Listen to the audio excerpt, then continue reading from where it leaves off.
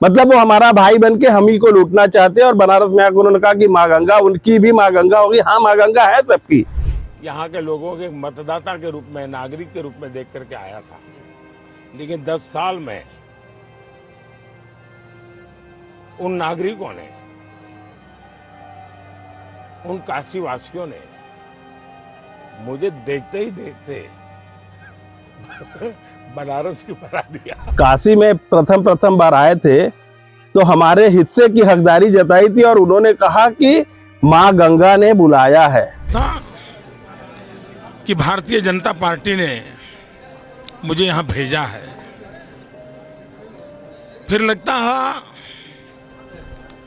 शायद मैं काशी जा रहा हूं, लेकिन आज यहां आने के बाद लगता है कि न मुझे किसी ने भेजा है, न मैं यहां आया हूं, मुझे तो मां गंगा ने बुलाया है। लेकिन जब से मोदी जी की सरकार आई है तब से हमारी समस्या दिन दूनी रात चौगुनी बढ़ती जा रही है।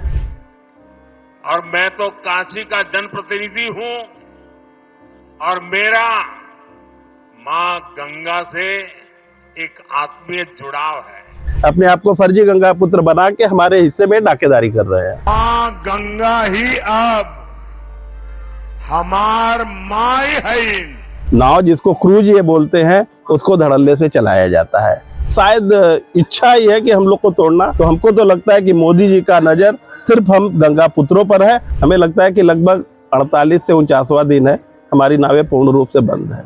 जब हमसे इस तरह की बात की गई हो कि भाई आपके लोग सुरक्षित हैं, वो लोग किसी तरह से जी खा रहे हैं या नहीं, ऐसा कभी नहीं आया। देखिए, जहां तक रह गई बात पिछली सरकारों की, तो पिछली सरकारों ने कभी हमारी नाव को बंद नहीं किया। तबाही तो हम लोग की तब आई जब मोदी जी आए। नमस्कार, आज बात करेंगे गंगा पुत्रों की जो जल के संकट की वजह से आज आर्थिक संकट से जूझ रहे हैं। क्या है गंगा पुत्रों के आर्थिक संकट की वजह और क्यों कई सालों से आर्थिक संकट से जूझ रहे इस गंगा पुत्रों को खून के आंसू रोने पड़ रहे हैं।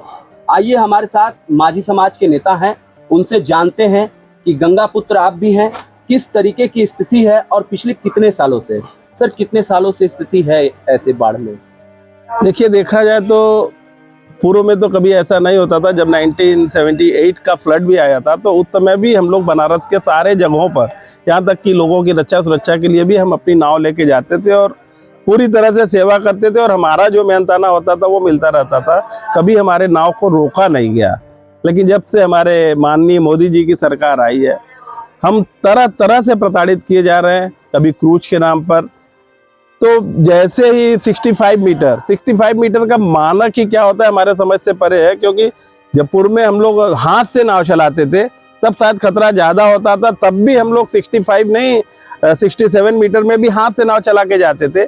आज हमारे पास बड़े बड़े बोट है, मोटर बोट है, उसको चलाने में कतई किसी तरह की कोई समस्या नहीं है। लेकिन 65 मीटर आते ही हमारी नाव को रोक दिया जाता है और सिर्फ हमारी नाव को रोक के ना जाने प्रशासनिक लोग को लाभ देने के लिए या उनके सरकार के लोगों को लाभ देने के लिए उनके द्वारा लाया गया नाव जिसको क्रूज ये बोलते हैं उसको धड़ल्ले से चलाया जाता है।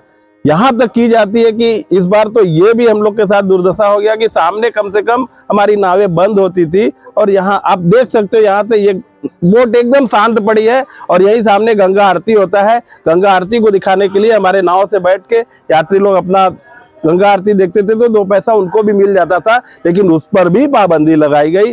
तो इसका क्या कारण है ये तो हमारे समझ से परे है। लेकिन जब से मोदी जी की सरकार आई है तब से हमारी समस्या दिन दूनी रात चौगुनी बढ़ती जा रही है।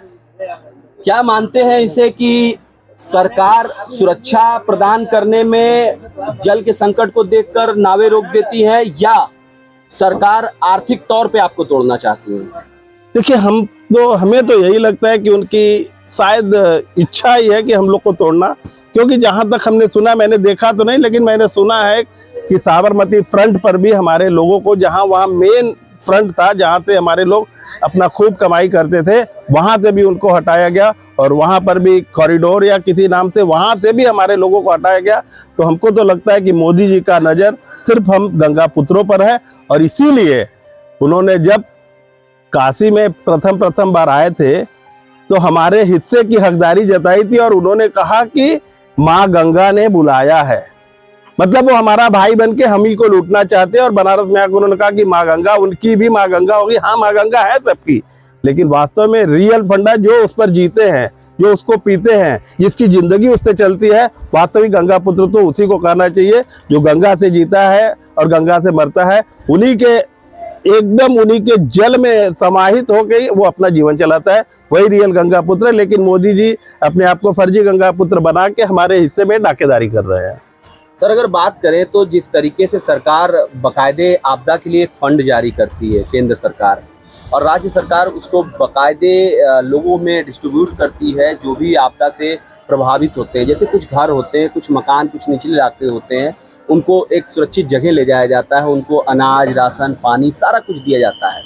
क्या कभी 50,000 जीविका चलाने वाले इन नाविक समाज के लोगों को, या ये कह लें कि गंगा पुत्रों को, क्या कभी कोई आर्थिक मदद या किसी तरीके के पैसे दिए गए कि इतने दिन आपके नाव नहीं चले, इतने दिन आपने नगर निगम को ना ही टैक्स दिया और ना ही आपको आगे इसके लिए कोई टैक्स देना पड़ेगा, और क्या आपको इसके लिए कोई मोटी रकम दी जाती है कि इतने दिन आप नाव अपनी बंद रखेंगे तो आर्थिक स्थिति पे यही आपकी मदद होगी? कभी ऐसा हुआ? यही आपसे तो हम आपके माध्यम से यही तो मैं बताना चाहता हूँ कि वास्तव में आज लगभग हमें लगता है कि लगभग 48 से 49वां दिन है हमारी नावें पूर्ण रूप से बंद है।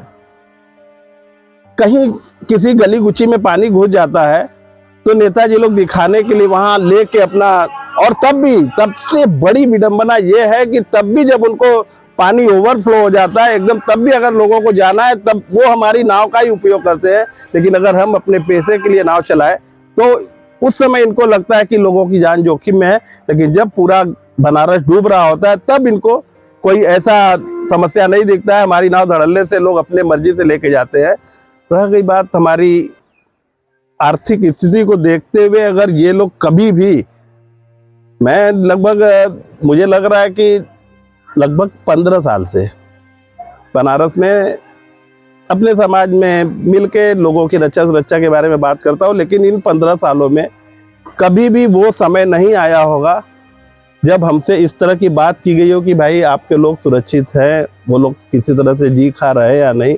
ऐसा कभी नहीं आया, और ना ही कभी इन लोगों ने इस तरह की बात की हो कि हाँ आपकी नावें बंद है तो आपको कुछ भुगतान किया जाता है जिससे आप लोग का जीवन यापन हो। ये ऐसा कभी भी नहीं आया।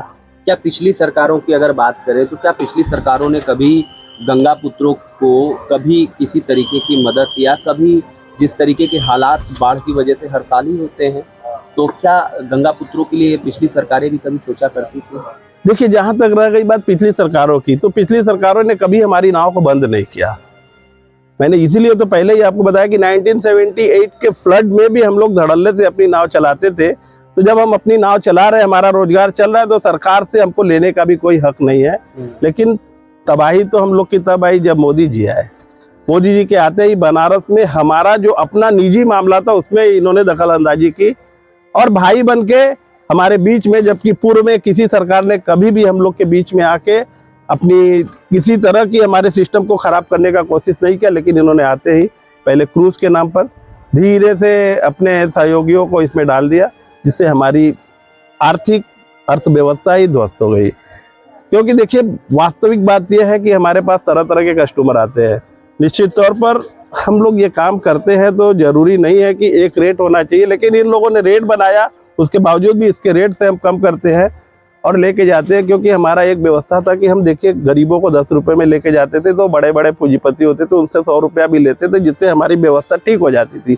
आज हुआ क्या कि जो गरीब है, जो क्रूज में नहीं चल सकते हैं, उनको तो हम ढो पा रहे हैं, लेकिन जो VIP कस्टमर है उनको सीधे ऊपर से क्रूज में लेके जाया जा रहा है और हमारी स्थिति को पूरी तरह से डैमेज किया जा रहा है।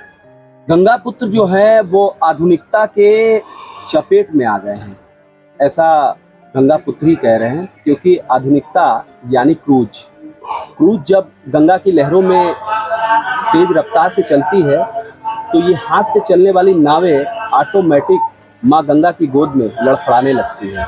और ये लड़खड़ाहट सिर्फ गंगा के जल स्तर का नहीं है, ये आर्थिक स्तर का भी है। यही वजह है कि आर्थिक स्थिति पे पूरी तरीके से गंगा पुत्र जूझ रहे हैं और इनको उबार सकता है कोई, तो वर्तमान में सरकार की निगाहें अगर इन पे हो जाए तो शायद ये उबर सकते हैं। हालांकि इन्होंने एक बात पे और प्रकाश डाला कि गंगा पुत्र कहकर बनारस के सांसद और देश के प्रधानमंत्री ने लोगों का दिल जीता था और इन गंगा पुत्रों के बड़े भाई बनकर सामने आए थे। लेकिन आज जब जल संकट है और माँ गंगा की गोद में ये अपनी नाव को बंद करके बैठे हुए हैं, इस इंतजार में कि शायद सरकारें इनका ध्यान रख लें। लेकिन इनका कहना है कि पिछले 15 सालों में न सरकार ने हमें ध्यान दिया और ना ही प्रशासनिक अमले ने।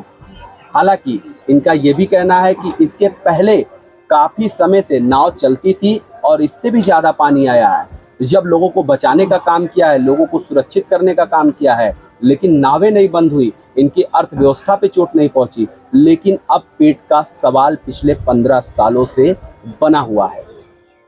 तो इस खास कार्यक्रम में हम गंगा पुत्र की बात कर रहे थे। ऐसे ही हम आपको दिखाते रहेंगे बनारस से समेत भारत के उन अलग अलग जगहों की खबरें जो आर्थिक व्यवस्था से टूट रहे हैं।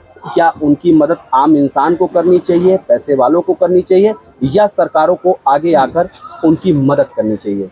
नमस्कार।